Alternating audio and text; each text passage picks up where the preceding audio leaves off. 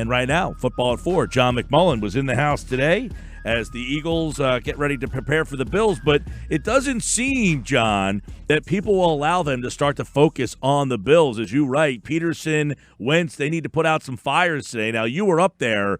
Was that the main focus of what happened up there at the NovaCare Complex? Yeah, it is. And, I think people have to understand, fans, we only get to talk to the starting quarterback once a week. So you got to ask him these questions when you get an opportunity to ask him. And this is the first time we got a chance to talk to the head coach since the Fletcher Cox news came out, which we all kind of knew behind the scenes there was a bit of an incident, but it's of a personal nature. So until that police report comes out, you can't really touch it. So these things had to be addressed. They had to.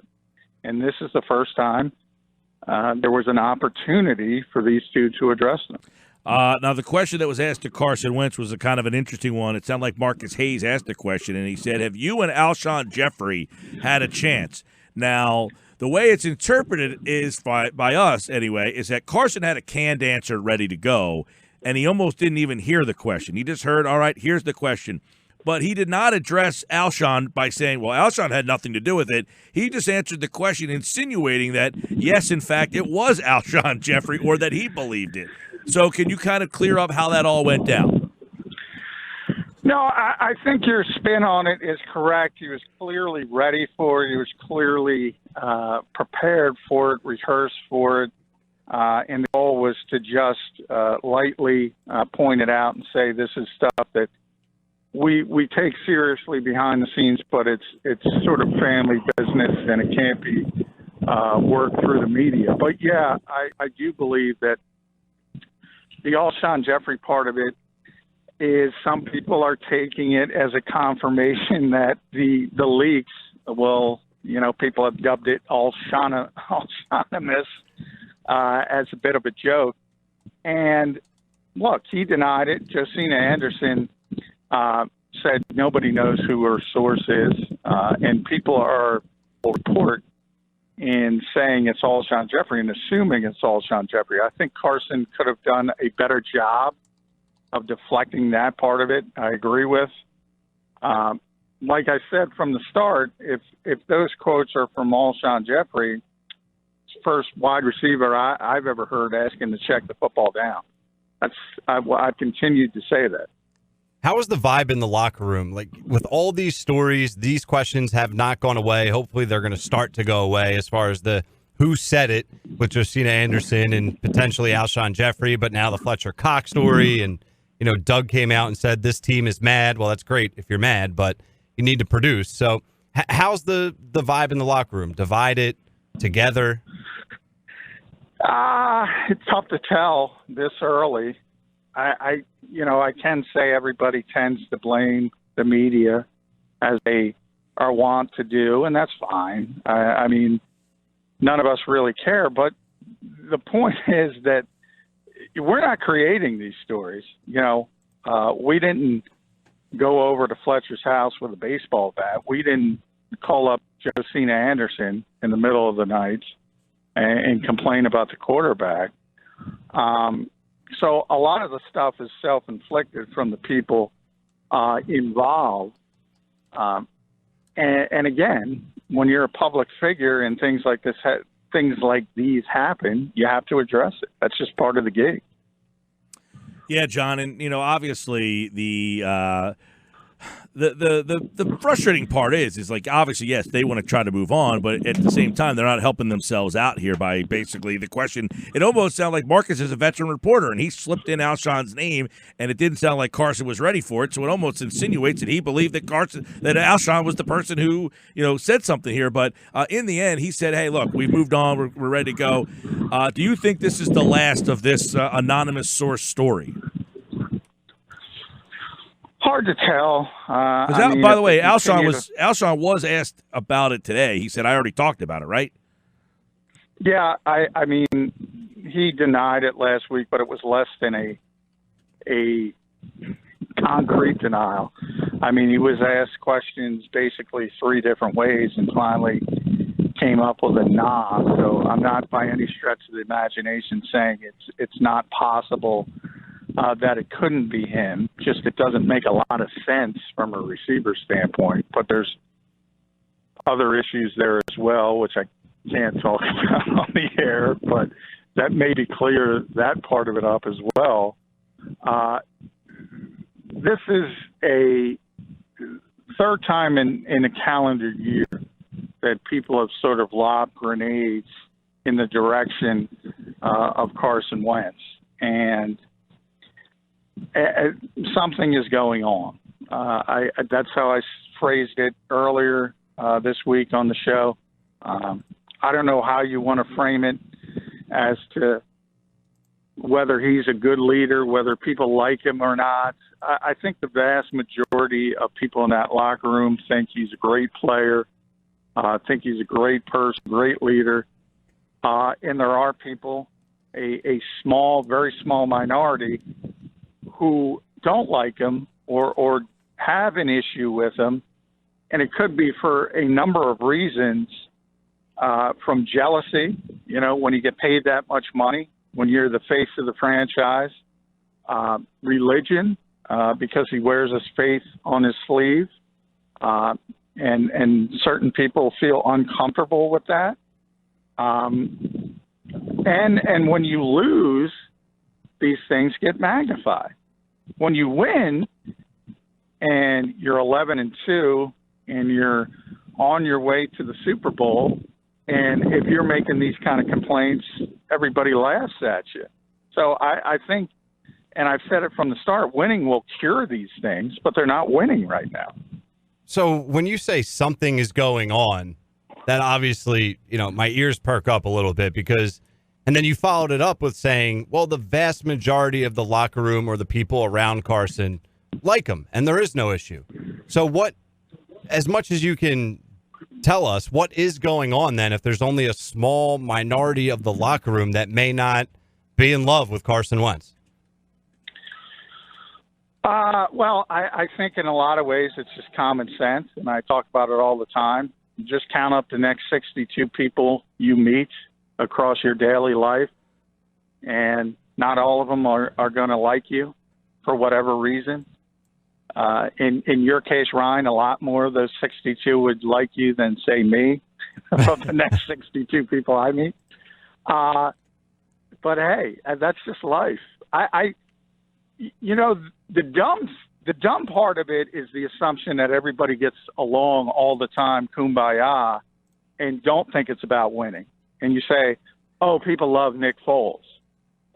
He's just a great guy. He's got no faults. No, they won. They won the Super Bowl. And Nick deserves a ton of credit for that. But when he was here before and he was struggling, there was plenty of chirping. Couldn't play, couldn't do this, not good enough, doesn't make quick decisions. I mean, people forget that. It's to me, it's common sense. And I'll be blunt with the radio audience. And I mention that, and people run away from this, and I'm not going to run away from it. It's the religion part of it. That is the issue. And Carson has every right to believe what he wants to believe, and every right to wear his faith on his sleeve. As I said, some people are uncomfortable with that. I was going to ask you, John, is he just not a relatable guy? I mean, you got all. I mentioned the other day, and people kind of don't think it's a possibility. The guy came from a place that does not produce a whole heck of a lot of. He lived in a very sheltered area. Does he just not connect with people who are that are professional players? And he kind of walks in there as a guy who, like, I know certain people that live in certain areas, and you're like, dude, do they live in the same area as I do? Like, and they're like, seriously. Well, that's some of it. I mean, Midwest people, But he's not even Midwest. He's like super Midwest, man. Yeah, I mean, those people are just more laid back, and in a lot of ways, they're nicer, and they treat each other better. And, but the ironic part of that is Carson's a type A personality. Carson really is more of a East Coast personality as far as his work ethic goes, as far as how he handles his business. He's a perfectionist. So from that standpoint, he doesn't have a lot of laid-back Midwestern traits. But look, I don't know if you guys are religious or you're not, to be honest. We don't talk about that kind of stuff. But if you're not, I'm sure you've been around a very, very religious person who can make you uncomfortable. No doubt. Yeah. I think that is what is going on here. I think that's what's going on. It's nothing new to me, and I guess I don't know. I just can't wrap my head around. What we're saying is making 100% sense. Like, yes, you don't meet. If you meet 60 people, you're not going to like all 60. Some people rub you the wrong way. Some people you just can't connect with. I get all of that. But these guys aren't new to a football locker room. There's 53 guys in that locker room. They know they're not going to like everyone. And at the end of the day, like you've said before, John, you can work with someone and not be best friends. You could have a professional, good relationship with someone and not love them behind the scenes or behind their back, whatever it may be. So it's like, for something to be there, I just feel like it has to be a little bit bigger than, well, look at Carson wearing those shirts and talking about his faith. You know what I mean? It just doesn't seem enough. It doesn't seem heavy enough. The bigger part, you're right. The bigger part is losing. Again, you're talking about the same guy who did the same thing when the Eagles were 11-2 and he was going to win the MVP, and you didn't hear any of this because guys understand there might have been the same uncomfortableness, even though that's not a word, but that probably existed, but it's not magnified because they're with the best team in football. When you're struggling and you get blown out 2 weeks in a row and you're a perceived Super Bowl contender, then it's easy to take shots at the leader. And it doesn't help that you're saying like there could be some people who are uncomfortable with that. And at first, it's we need this guy to win. Well, then it was shown that we don't really need this guy to win. We've won a Super Bowl without him. And then last year when he got hurt, we still didn't need him to win. So if he's going to be a guy that I can't relate to, I'll go with the other guy. Yeah, well, and the ironic part of that is Nick is the same way as far as his faith. Not quite as much in your face about it, for lack of a better term, but certainly very faith-based, very religious himself, and that's one of the things that Carson and Nick had in common, and why they were able to coexist so well. So from that point, it's a little ironic, but again, a lot of this is just common sense. And if they beat the Cowboys, this wouldn't be going on. It would already be passed, but now they lost again. Now the season's on the brink. You could argue that that's going to be a real difficult hole to dig themselves out of. The math will be tough. And you get all the credit when you win. Like he was going to be the MVP, he was the superstar of this league. He's got the big money. If you lose, you take all the hits. It's part of it. And this happens everywhere. It doesn't just happen in Philadelphia.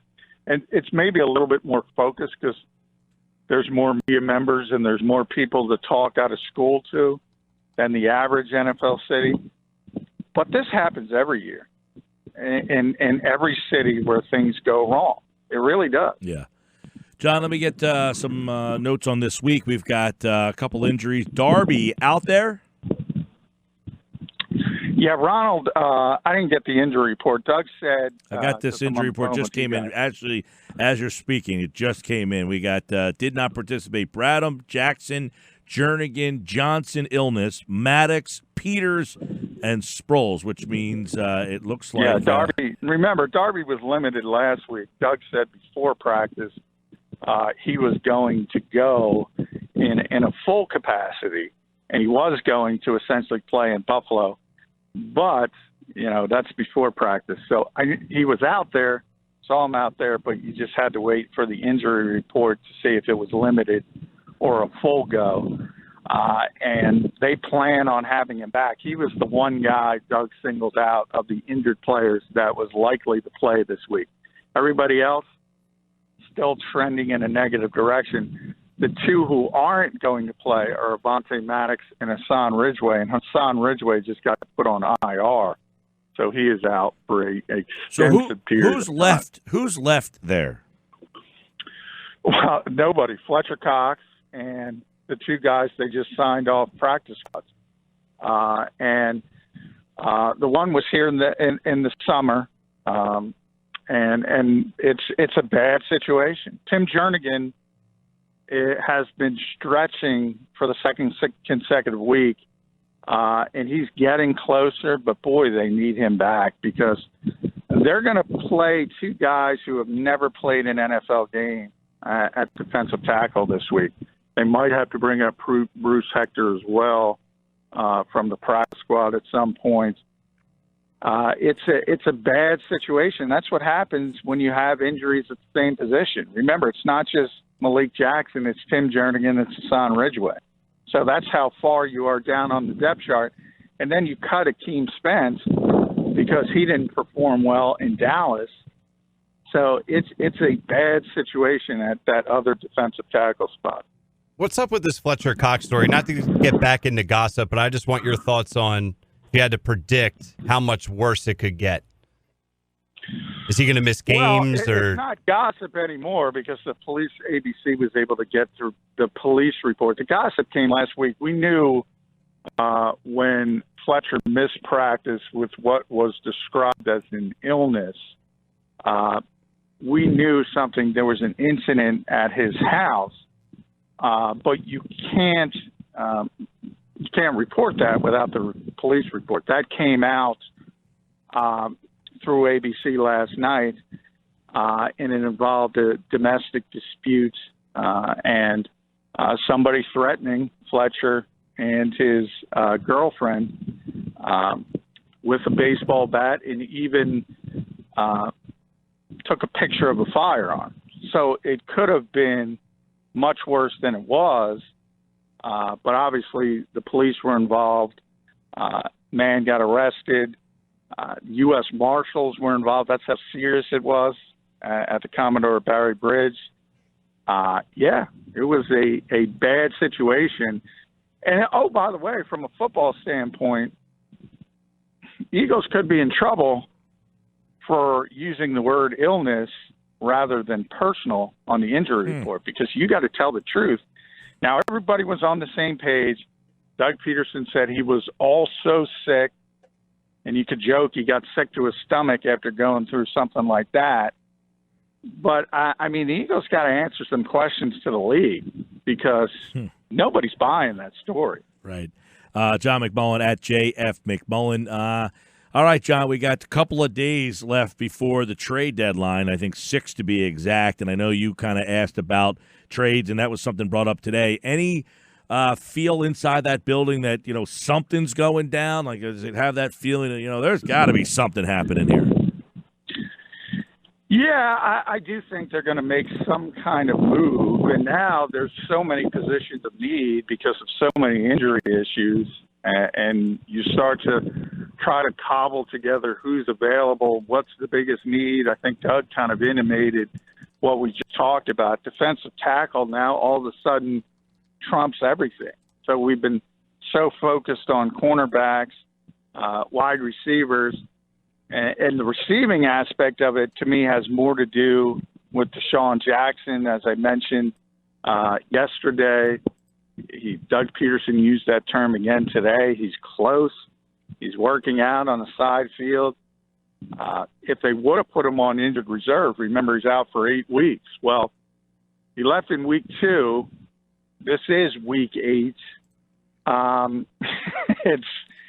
They could have put him on injured reserve and had him back. So Doug said, no, it's progressing the way we thought it was going to progress. That's not true. It has taken much longer. But I don't think the Eagles are interested in a receiver unless they decide he's not going to be able to come back.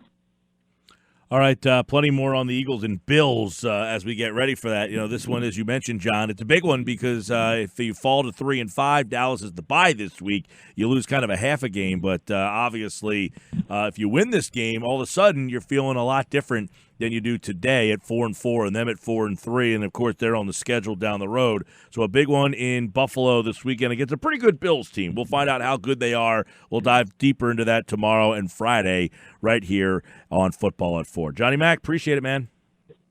All right, thank you, guys. And John McMullen, like all guests, appeared via the Boardwalk Honda hotline.